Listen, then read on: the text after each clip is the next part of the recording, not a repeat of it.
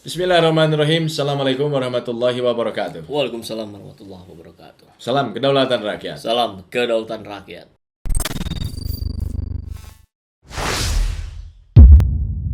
Muncul di berita media-media, khususnya media online ini, kehadiran Ahmad Amsori di deklarasi dukung Anies disebut tidak wakili NU. Nah, Jadi kehadiran Ahmad Amsori ketika deklarasi dukungan Anies Baswedan sebagai capres kan itu menimbulkan polemik, Kang. ya, Kabarnya dia disebut sebagai anggota LPBH NU. wakil ketua bahkan ya. Nah, kemudian Ketua PBNU Bidang Keagamaan Kiai Haji Ahmad Faruroji, Gus Fahrur, menegaskan bahwa kehadiran Ahmad Amsori di deklarasi Anies Baswedan di Hotel Bidakara kalau nggak salah ya, itu tidak berkapasitas mewakili PBNU. Ya, itu sesuai yang kita prediksi kemarin Kang ya, bahwa kita tidak mencoba mendowngrade NU. Tidak, kita jelas menyampaikan bahwa ini jangan digeneralisir, karena di lembaga manapun orang-orang yang begini itu biasanya ada aja gitu, satu dua orang. Dan ini terbukti. Kemudian NU dengan tegas menyebutkan dia bukan bagian dari kami, dia sudah bukan kader kami lagi. Iya. Ya, sebagian menanggapi ini sebagai upayanya cuci tangan ya. Mungkin cuci tangan, cuci muka, cuci kaki sekali. Tapi ya nggak apa-apa, sebagai sebuah ormas terbesar di Indonesia saya kira memang perlu juga menyampaikan itu untuk menegaskan bahwa kebijakan dari Ketua NU hari ini memang atribut NU tidak boleh dipakai, digunakan, diembel-embeli dalam mendukung capres tertentu. Orang per orangnya silakan saja kan gitu. Yang menilik sosok Amsorinya sendiri, saya kira ini juga menarik untuk kita kaji terus, karena dia langsung menghilang. Kalau dia merasa tidak melakukan kesalahan, kalau dia merasa melakukan hal-hal yang baik-baik saja, kan deklarasi Anies itu baik, itu bagus gitu kan. Dan itu juga diberikan ruang oleh aturan kita gitu. Orang boleh berpendapat, boleh berkelompok, orang boleh memilih gitu. Bahkan jauh-jauh hari sebelum Pilpres. Tapi masalahnya orang ini ngilang, berarti dia merasa punya salah dong. Ya bagaimana tidak punya salah? Jelas-jelas kalau kita lihat dari runtutan kronologinya, ini betul-betul tampak sebuah settingan itu terlalu nampak gitu. Mulai dari undangannya, dia tidak pakai nama asli. Setelah ditelusuri ternyata itu Amrosi Abu Abdurrahman kalau nggak salah tuh nama di jabatan ketua panitia acara. Kemudian dia meminta para peserta yang hadir menggunakan atribut Islam. Kemudian di acara lokasi ketika ada salah satu peserta yang protes, nah ini qadarullah Kang, makar mereka dikalahkan oleh makar Allah yang tentu tidak bisa ditandingi. Tiba-tiba ada salah satu peserta yang berani mempertanyakan. Kalau dia nggak hadir aja, ini berhasil nih framingnya gitu. Tapi karena kita belum tahu nih nama orangnya siapa, mudah-mudahan ketemu kita bisa ngobrol Kang. Yang pakai peci hitam, agak gempal badannya gitu. Yang ditepuk-tepuk oleh Amrosi.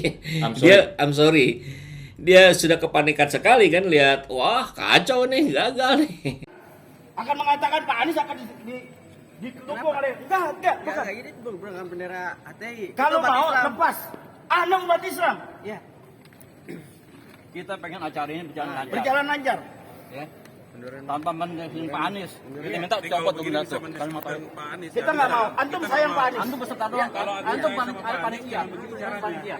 Nggak bisa. Antum sayang Pak Anies. Kalau memang ini tidak perlu umat Islam juga. Bukan antum sayang Pak Anies. Kalau itu kita nggak mau kejebak Pak Anies. Sebaiknya Kalau kita masih yang Pak Anies. Antum panitia bukan? Hari ini. ya siapa Kalau peserta udah diam. Jangan ngomong antum. Tidak, jangan kita bendera la ilaha illallah itu dengan HTI. Bukan. Kita nggak mau itu. Kita nggak mau Pak Anies dijebak. Kita nggak enak gitu. Kita Pak Anies. Kita nggak enak gitu. Kalau diturunin kita tetap di sini. udah diturunin silakan. Mana itu? Bendera putihnya saja ya. Oke. FPI abal-abal kita nggak mau. Ya bendera merah putih boleh, saya setuju. Oke, sip.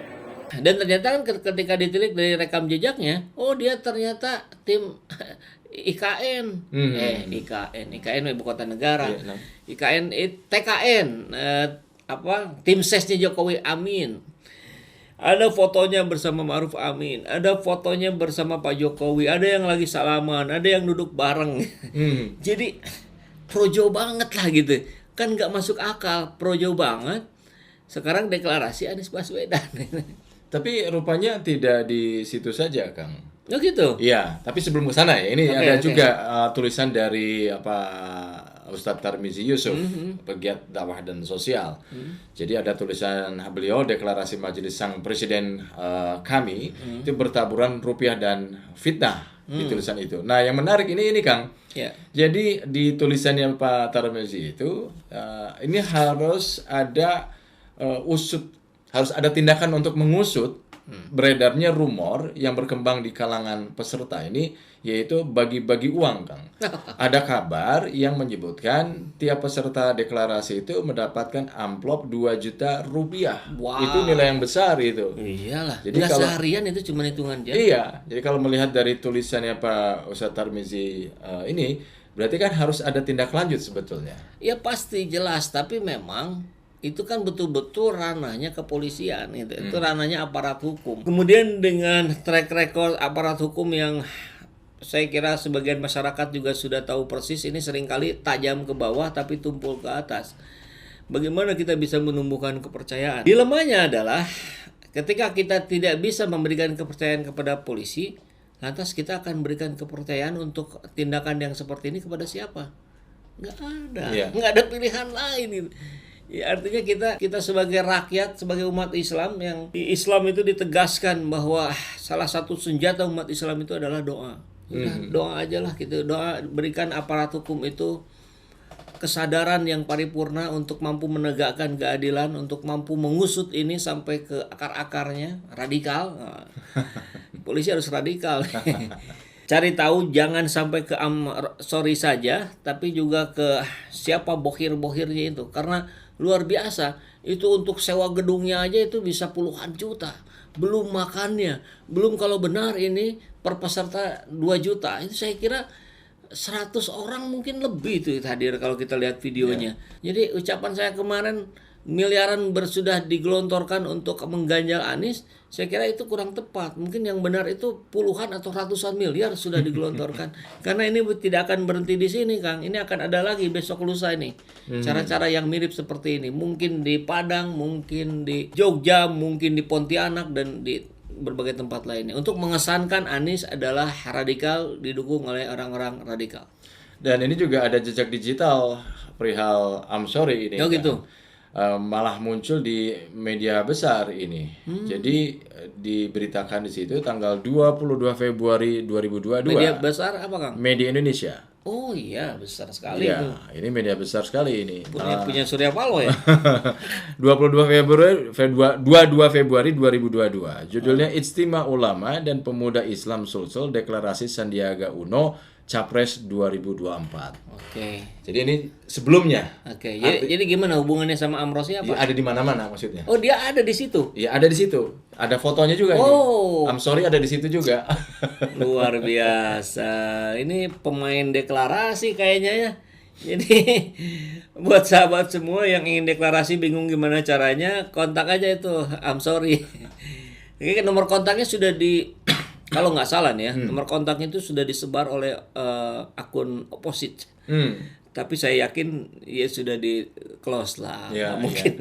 Wong dia dihubungi media saja nggak muncul gitu. Mungkin dia sekarang ada di satu tempat yang sangat diamankan gitu. Karena kalau dia muncul ketahuan, ini bisa melebar kemana-mana, bisa nyampe pada sumber pendananya, sumber yang pengidenya dan seterusnya. Tapi seharusnya kan ini mudah saja dilacak oleh pihak keamanan ya Kang. Ketika bicara soal tadi, kalau memang atribut tauhid itu identik dengan HTI, ya pakai situ aja gitu loh awalnya untuk menelusuri sampai kemana ini gitu loh, dananya berasal dari mana gitu loh Kang. Ya, iya betul, sebetulnya mudah, cuman kan ada goodwill apa enggak gitu.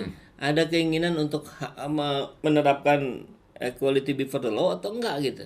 Ya itu saja gitu, dan kita lihat di berbagai kasus kan itu belum nampak. Bagaimana kasus hukumnya Ade Armando, tidak ada kelanjutan. Bagaimana kasus hukumnya Denny Siregar, tidak ada kelanjutan. Yang terbaru Refli Harun melaporkan Eko Kuntadi.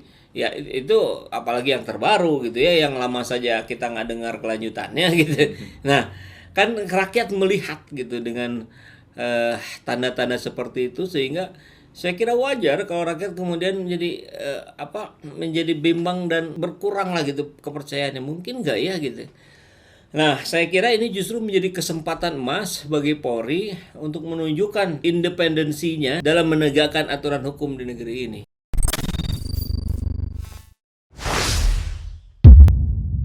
Alhamdulillahirrabbilalamin, saat ini banyak sekali sahabat-sahabat dari Saiful Zaman Channel yang menjadi patron dari kegiatan ini, yang mendukung, yang mensupport dengan berbagai cara. Luar biasa, via WhatsApp, via grup, via media sosial lainnya. Bahkan tidak sedikit yang kemudian mendonasikan uangnya untuk perjuangan kami di medan dakwah ini. Ya jelas hal ini sangat membantu keberlangsungan channel ini karena kebutuhan pun kemudian bertambah. Tidak bisa lagi ini dikerjakan oleh 1-2 orang. Kita harus merekrut lebih banyak orang. Dan itu jelas membutuhkan dana yang tidak kecil. Oleh karena itu buat sahabat-sahabat semua yang terus mendukung kami, doakan juga kami untuk mampu istiqomah, untuk mampu terus menyuarakan dan menggemakan suara hati rakyat. Dan seperti biasa, bagi yang ingin membersamai kami dengan membantu operasional channel ini, sahabat bisa mendonasikannya ke nomor rekening yang ada di bawah sini.